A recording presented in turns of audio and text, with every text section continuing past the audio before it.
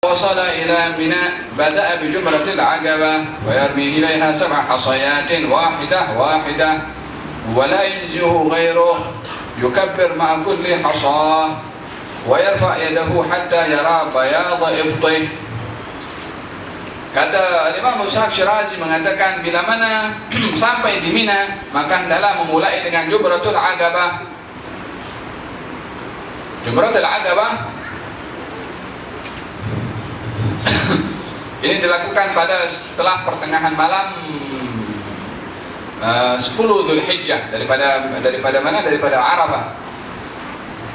Yani daripada Arafah pergi ke Muzdalifah, pergi ke Mina. Untuk apa di Mina? Melontar jumrah 7 kali. Satu-satu bukan sekaligus 7. Kalau orang ambil genggaman batu, dia lempar semua. Batu ini tak terbilang lah jumlah bilangannya, dia lempar semua. Maka hitung 1. Walaupun semuanya masuk dalam telaga itu, hitung 1. Lontaran itu dikira dengan gerakan tangan. Tuh, sampai 7 kali.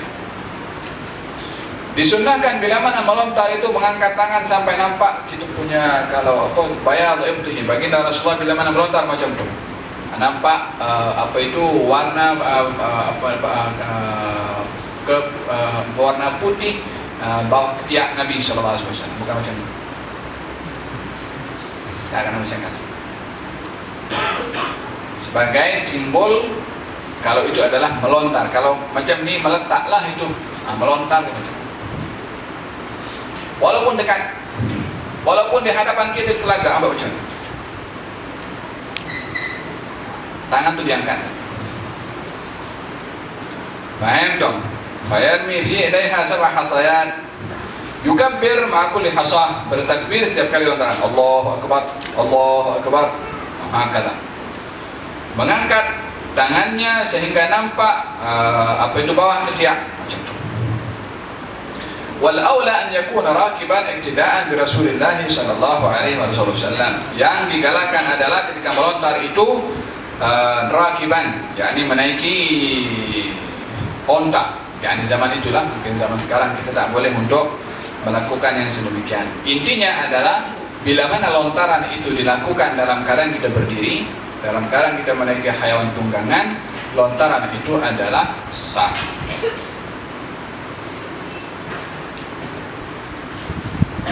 Wa yaqta'u at-talbiyata ma'a awwali hasah, dan berhenti mengucapkan talbiyah labbaik Allahumma labbaik, berhenti bermula daripada batu lontaran pertama dalam Jumratul Aqabah.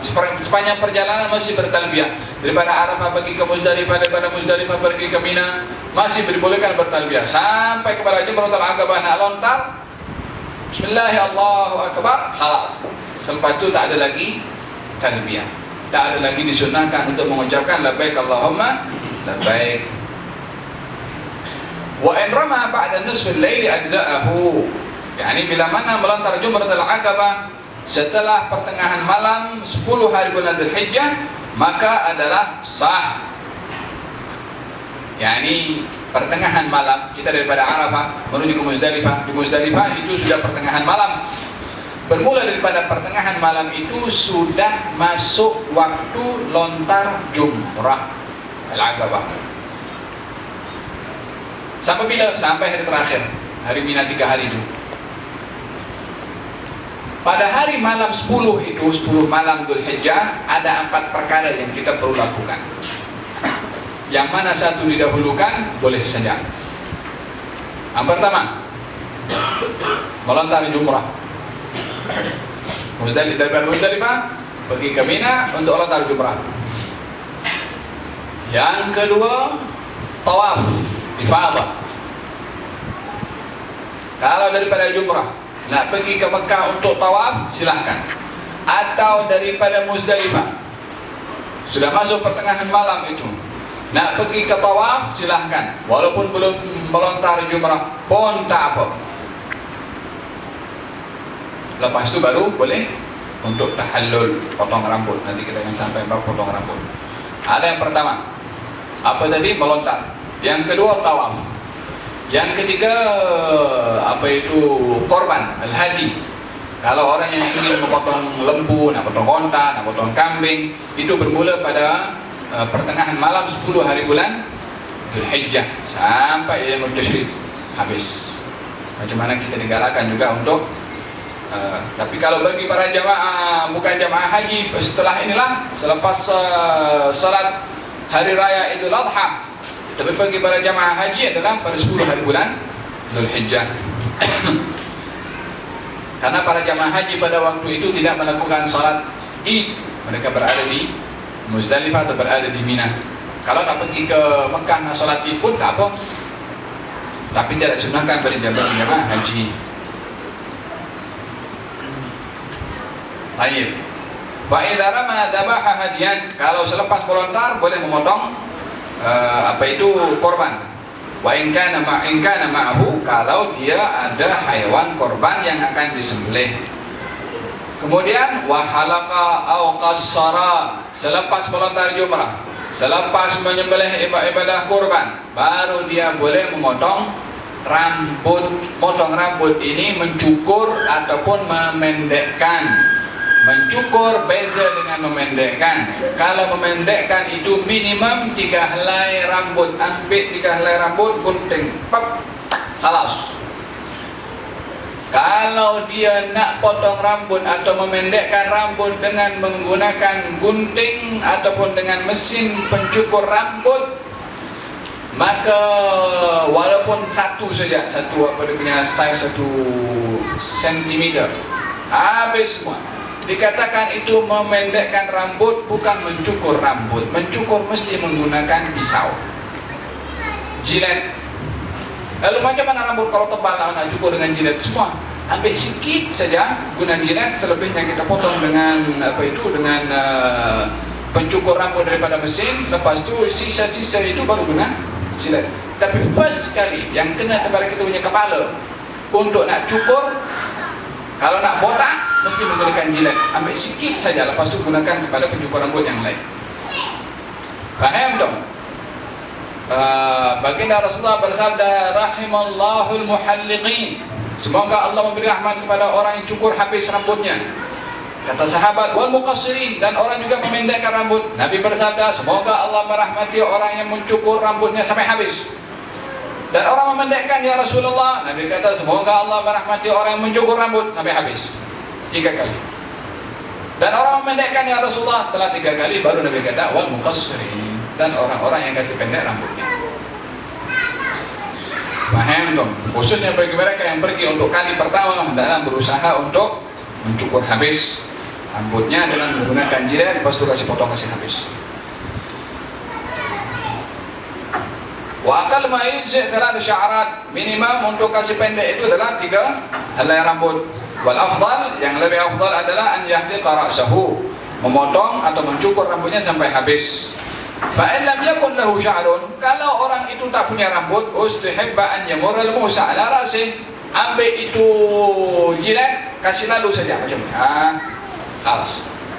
Dengan niat untuk bertahallul. Walaupun tak ada rambut, walaupun tak ada sedikit pun yang terpotong dengan jilat itu, melalukan jilat di atas kepala itu kepada orang yang tak punya rambut, sudah dihukumkan dia mencukur atau mencukur rambutnya atau al-halaq, cukur habis kepada rambutnya. Wal mar'atu tuqassir, perempuan tak boleh cukur habis. Perempuan ambil potong sikit saja. Wala tahlik, tak boleh cukur habis. Wa halal al-hilaqu nusukun amla, adakah mencukur habis rambut itu merupakan nusuk, yakni fardu, rukun atau tidak? Ini qaulan. Ada 2 pandangan. Ahaduhuma nusuk. Pertama mengatakan nusuk wajib, kalau tak cukur rambut maka sepanjang dia hidup akan dikatakan sebagai orang berada dalam keadaan ihram. Oh, macam mana dia pergi ke haji, dia pergi tawaf apa semua, lalu kemudian dia tak cukur rambut, balik pergi ke Malaysia, dia apa saja dibuat, sepanjang dia buat itu dikira dia melakukan perbuatan-perbuatan yang diharamkan bagi orang dalam keadaan ihram, sebab rukun. Yang kedua, istibahatu mahdzur, bukan rukun, tetapi untuk menghalalkan perkara yang haram. Menghalalkan perkara yang haram. Yani kita dalam keadaan ihram tak boleh pakai wangi-wangian, tak boleh pakai baju berjahit, tak boleh menghampiri kepada istri. Macam mana supaya boleh? Potong rambut. Itu artinya istibahat di mahdur untuk memperbolehkan perkara yang diharamkan. Ini perbezaan antara kedua. Adakah mencukur itu adalah sebagai nusuk ibadah haji, atau hanya sekedar sebagai satu amalan untuk menghalalkan apa yang diharamkan bagi mereka dalam keadaan ihram. Lalu kemudian wa yakhtubul imam berkhutbah ba'da dhuhri, selepas zuhur di Mina, bila 10 hari bulan Dzulhijjah. Selepas zuhur imam berkhutbah.